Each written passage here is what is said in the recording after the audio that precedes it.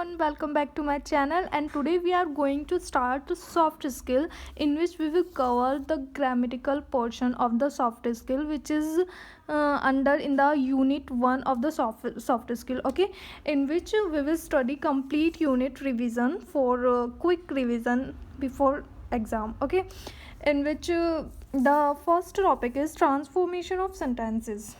ठीक है, सेंटेंसेस क्या होता है हमारे सबको पता है कि एक group of words which makes a complete sense, एक ऐसा ग्रुप ऑफ वर्ड्स होता है जो एक कंप्लीट सेंस बताता है. ठीक है, तो उन्हीं सेंटेंसेस का ट्रांसफॉर्मेशन मतलब एक फॉर्म से उसको दूसरी फॉर्म में कन्वर्ट करना, वो हमारा ट्रांसफॉर्मेशन होता है. जिसमें सपोज हमारे पास सेंटेंस 1 है, सेंटेंस 2 है.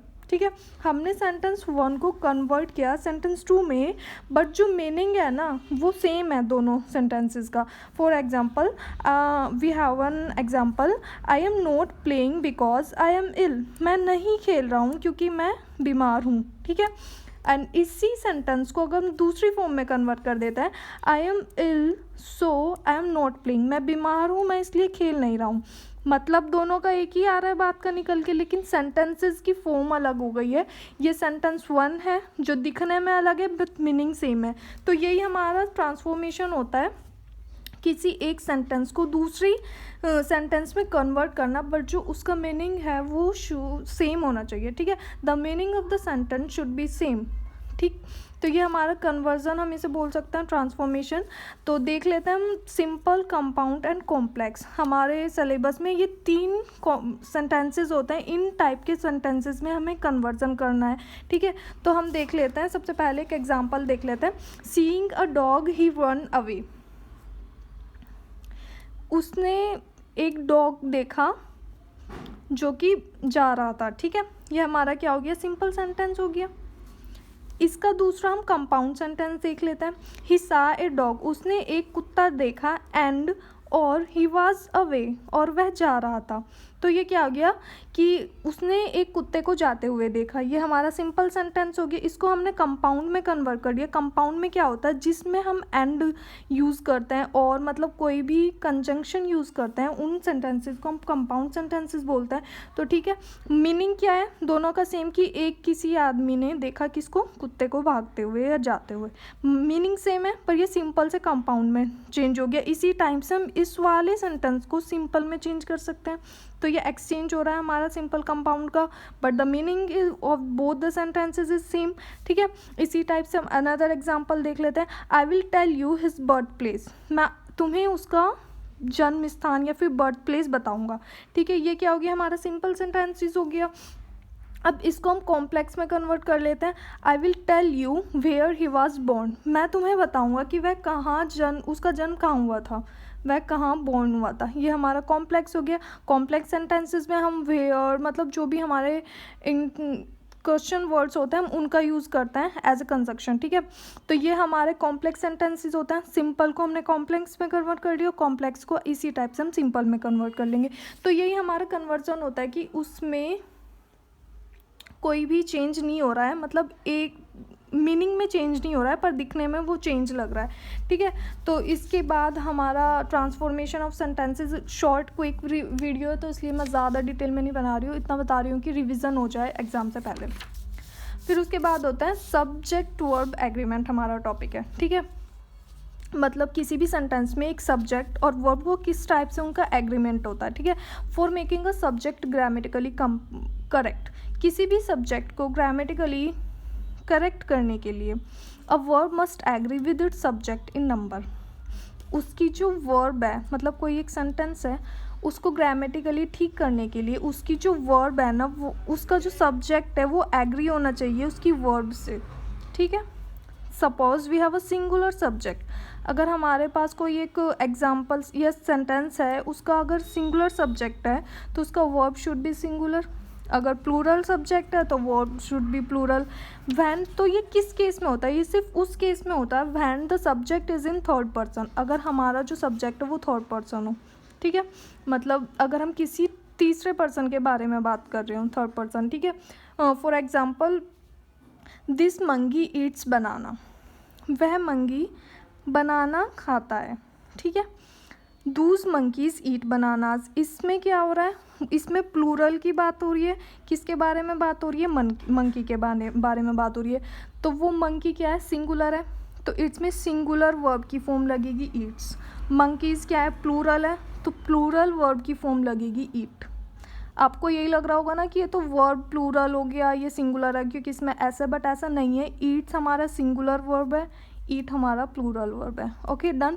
तो जब singular subject singular verb, plural subject plural verb, सिर्फ किसके केस में, जब हमारा सब्जेक्ट थर्ड पर्सन होगा, हम किसी थर्ड पर्सन के बारे में बात कर रहे हैं। ओके एंड अगर हमारा सब्जेक्ट थर्ड पर्सन नहीं है, हम अपने या तुम्हारे सामने वाले जिससे बात कर रहे हैं उसके बारे में कोई बात कर रहे हैं, तो उसमें ऐसे वाली कंडीशन अप्लाई नहीं होती। उसमें क्या होता है हमारा, आई रीड न्यूज़पेपर रेगुलरली, मैं अपने बारे में बात कर रही हूँ कि आई रीड न्यूज़पेपर रेगुलरली, मैं रेगुलरली मतलब डेली बेसिस पर न्यूज़पेपर पढ़ती हूँ। ठीक है, सब्जेक्ट क्या हमारा सिंगुलर है, बट द वर्ब है वो प्लूरल है, रीड। ठीक है, and we read newspaper regularly, इसमें क्या हो रहा है, हमारा प्लूरल सब्जेक्ट है, बट जो वर्ब है वो भी प्लूरल है। तो इस टाइप से हमारे सिंगुलर के साथ भी प्लूरल वर्ब लगती है और प्लूरल के साथ भी हमारी प्लूरल ही वर्ब लगती है। तो ये हमारा उस केस में था जब हमारा फर्स्ट या सेकंड पर्सन सब्जेक्ट होता है।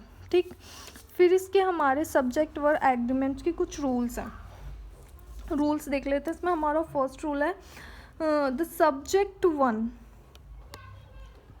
And subject two. Subject one है हमारे पास, सिंगुलर है, ये एस है मेरा सिंगुलर के लिए, सिंगुलर है सब्जेक्ट वन। सब्जेक्ट टू है वो भी सिंगुलर है, अगर वो कनेक्टेड है एंड से तो जो वर्ब यूज़ होगी वो प्लूरल यूज़ होगी। ठीक है, अब सपोज एग्जांपल गोल्ड है, सिंगुलर है, सिल्वर है, सिंगुलर है, दोनों सब्जेक्ट हैं, subject one subject two, both the subjects are singular but the verb is used plural, वो सॉरी हाँ प्लूरल। ठीक है, gold and silver are precious metals. ठीक है, तो अब अगर हम दूसरा रूल देखते हैं, अगर हमारा सब्जेक्ट वन है वो सिंगुलर है और सब्जेक्ट टू है वो भी सिंगुलर है, अगर वो कनेक्टेड है और या फिर नोर से, ठीक है, तो उसमें हम सिंगुलर वर्ब का यूज़ करते हैं। Neither food nor water was found there. ठीक है, इसमें वर्ब का क्या यूज़ हुआ है, सिंगुलर वर्ब है और जो हमारे सब्जेक्ट्स हैं वो भी सिंगुलर है। ठीक है, फूड एंड वाटर सिंगुलर है, वर्ब क्या यूज़ हो रही है, सिंगुलर है। ठीक है, अब इसके बाद हम देख लेते हैं थर्ड रूल। थर्ड रूल में क्या है हमारा, सब्जेक्ट वन अगर सिंगुलर है, सब्जेक्ट टू हमारा प्लूरल है और वो कनेक्टेड है और या फिर नोट से, तो इसमें जो हमारी वर्ब होगी वो प्लूरल होगी। Neither the chairman nor the doctors are present. ठीक है, इसमें क्या हो रहा है, जो सब्जेक्ट वन है सिंगुलर है, ठीक है, प्लूरल है, हमारे डॉक्टर्स हो गए, सब्जेक्ट टू है तो प्लूरल है, तो इसमें हम आर मतलब जो वर्ब है वो यूज़ करेंगे plural. Done. Subject rule number 4 में देखते हैं, सब्जेक्ट वन है सेकंड पर्सन है, सब्जेक्ट टू है थर्ड पर्सन है, कनेक्टेड है और नोट से। ठीक है, तो इसके जो वर्ब यूज़ होगा वो किस पे एग्री करेगा कि वो थर्ड पर्सन पे एग्री करेगा। सपोज नीदर यू और he is to be blamed. ठीक है, नीदर यू और ही मतलब यू क्या हो गया हमारा सेकंड पर्सन, ही क्या हो गया third person, is to be blamed,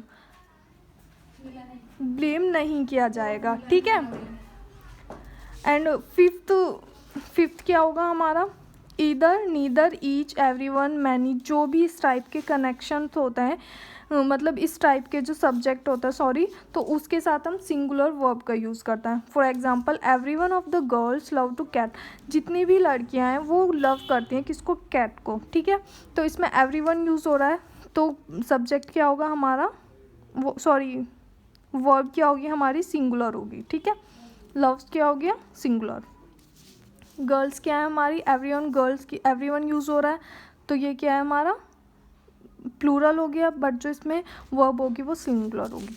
ठीक है, प्लूरल फॉर्म, अगर हमारे पास कोई नाउन है वो प्लूरल फॉर्म में है पर उसका मीनिंग सिंगुलर है, तो हम सिंगुलर वर्ब का यूज़ करेंगे। जिस मैथमेटिक्स है प्लूरल फॉर्म है इसकी, बिकॉज लास्ट में एस लग रहा है, बस इसका मीनिंग सिंगुलर ही होता है, ठीक है। Mathematics is the branch of study in every school, तो इसमें हम वर्ब क्या यूज़ करेंगे, सिंगुलर। देन अगर हमारा सिंगुलर फॉर्म है नाउन और उसका मीनिंग प्लूरल है, तो हम उसमें प्लूरल वर्ब का यूज़ करेंगे।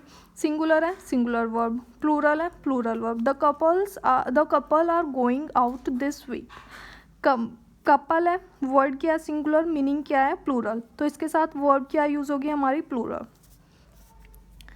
प्रीफिक्सेस एंड सफिक्सेस देखते हैं, इसमें नेक्स्ट टॉपिक है प्रीफिक्स एंड सफिक्स। प्रीफिक्स क्या हो गया हमारा, added to the beginning of an existing word and creates a new word. किसी भी एग्जिस्टिंग वर्ड में अगर हम उससे पहले स्टार्टिंग में कुछ जोड़ देते हैं तो वो न्यू वर्ड क्रिएट होता है। हमारा हैप्पी एग्जिस्टिंग है, इसमें हमने एन को प्रीफिक्स एज ए प्रीफिक्स मतलब पहले जोड़ना, अनहैप्पी बन गया तो न्यू वर्ड क्रिएट हो गया। सफिक्सेस क्या होता है हमारा, added to the end of a existing word. हमारा कोई एग्जिस्टिंग वर्ड है, उसके एंड में हम कुछ जोड़कर उसे नया वर्ड बना दें। जैसे चाइल्ड हो गया, चाइल्ड में हमने आई एस जोड़ दिया तो वो चाइल्डिश हो गया। वर्क में हमने ई आर जोड़ दिया तो वर्कर हो गया, ठीक है। ये हमारे सफिक्सेस हो गए। सिनोनिम्स एंड एंटोनिम्स देखते हैं। सिनोनिम्स क्या होता है, a word has the same meaning और another word in the same language. अगर हमारी कोई एक लैंग्वेज है, उसमें किसी एक वर्ड का जो मीनिंग है वो दूसरे वर्ड का भी मीनिंग हो, मगर हमारे दो वर्ड हैं उनका सेम मीनिंग हो, तो वो हमारे सिनोनिम्स होते हैं। जैसे हॉरिबल, फियरफुल मतलब डरावना, दोनों का मतलब क्या है, डरावना, मीनिंग सेम है, वर्ड्स अलग हैं। एम्प्टी ब्लैंक मतलब खाली, मीनिंग सेम है, वर्ड्स अलग हैं। एंटोनिम्स क्या हो गया हमारा, a word that means the opposite of another word, मतलब एक ऐसा वर्ड जो एक दूसरे के अपोजिट हो, मतलब गुड अच्छा, बैड बुरा, ब्यूटीफुल सुंदर, अगली भद्दा, ठीक है। इस टाइप्स के जो वर्ड होते हैं वो हमारे एंटोनिम्स होते हैं, बट वो एक ही लैंग्वेज के होने चाहिए। हम फिलहाल इंग्लिश लैंग्वेज की बात कर रहे हैं, ठीक है। होनोनिम्स क्या होता है, दूज वर्ड्स वूज स्पेलिंग्स और sounds are same but the meanings are different. कुछ ऐसे वर्ड्स होते हैं जो लिखे एक तरीके से जाते हैं जिनकी स्पेलिंग सेम होती है, कुछ ऐसे होते हैं स्पेलिंग अलग होती है बट जो उनका प्रोनाउंसिएशन होती है वो सेम होती है। तो उसमें क्या होता है कि हमारा उनका जो मीनिंग होता है वो अलग होता है। तो उस टाइप के कुछ हमारे वर्ड्स होते हैं, उनको देख लेते हैं एक बार, ठीक है। होमोनिम्स में क्या होता है हमारे, होमोग्राफ, होमोफोन्स, ठीक है। होमोग्राफ क्या होंगे, जिसमें स्पेलिंग सेम होगी, साउंड अलग होगा। जैसे फॉर एग्जांपल मिनट है, ठीक है, इसकी स्पेलिंग सेम है, प्रोनाउंसिएशन अलग है, इसको हम मिनट बोलते हैं, इसको हम माइन्यूट बोलते हैं। माइन्यूट होता है हमारा छोटा, सूक्ष्म, ठीक है। होमोफोन्स क्या होते हैं, होमोफोन्स में स्पेलिंग डिफरेंट होती है, साउंड और प्रोनाउंसिएशन सेम होता है। जैसे राइट हो गया, ठीक है, राइट है, ये भी राइट है, लेकिन इनकी स्पेलिंग क्या है, अलग है, मीनिंग भी क्या है वो भी अलग है। राइट हो गया सही है और ये वाला राइट हो गया लिखना, ठीक है। फिर होता है हमारे जो होमोफोन्स भी होता है और होमोग्राफ्स भी होता है, इनकी स्पेलिंग भी सेम होगी, साउंड भी सेम होगी, बट मीनिंग क्या होगी, डिफरेंट होगी, क्योंकि वो होमोनिम्स हैं, ठीक है। जैसे टेबल हो गया, TABLE, मीनिंग क्या है इनका, अलग है। इसका मेज़ हो गया, इसका सारणी हो गया, मतलब जो हम क्वेश्चंस में लिखते हैं ना, टेबल बनाते हैं ग्राफिकली, तो वो हमारे वो हो गए कि वो होमोनोम्स भी होंगे और होमोफोन्स भी होंगे, होमोफोन्स भी होंगे, होमोग्राफ भी होंगे, ठीक है। फिर आता वर्ड फॉर्मेशन। वर्ड फॉर्मेशन क्या होते हैं, हमारी word formation process is defined as the ways in which new words are form. Word formation एक ऐसी प्रोसेस है जिसमें हम किसी भी लैंग्वेज का कोई न्यू वर्ड फॉर्म करते हैं, मतलब बनाते हैं। फॉर्मेशन मतलब बनाना, ठीक है। तो इस वर्ड फॉर्मेशन के कुछ अलग अलग टाइप्स हैं। Types of word formation, coinage, borrowing, compounding, blending, clipping, acronyms, derivation and abbreviation. ये सारे डिटेल में नहीं बनाए क्योंकि जस्ट क्विक रिवीजन है, तो इनको मेरे हिसाब से तो ज़्यादा ग्रामरी पोर्शन आता नहीं है मेरा एक्सपीरियंस में। तो मैंने जब दिया था तो उसमें एक भी एग्ज़ाम में क्वेश्चन ग्रामर पोर्शन का नहीं था, पर फिर भी ये होता है कि इसको पढ़ लेना चाहिए ताकि अगर एक आधा क्वेश्चन आ भी जाए तो उसे कर लें। तो इसलिए मैंने सिर्फ मेन इम्पोर्टेंट क्वेश्चन ही इसमें लिए हैं। तो thank you, wait for the unit 2। Thank you and bye.